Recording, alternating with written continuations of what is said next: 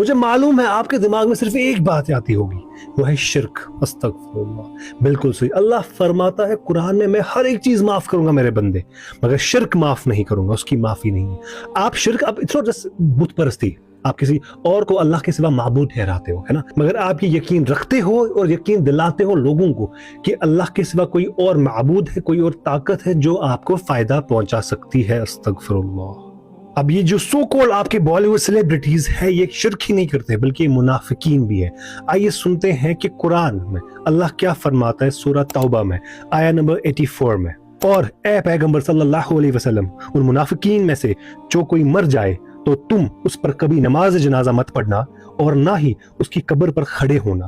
یقین جانو یہ وہ لوگ ہیں جنہوں نے اللہ اور اس کے رسول صلی اللہ علیہ وسلم کے ساتھ کفر کا رویہ اپنایا ہے اور اس حالت میں مرے ہیں کہ وہ نافرمان تھے۔ خلاص، پیریڈ، اس کے بعد کوئی اور بات ہے ہی نہیں۔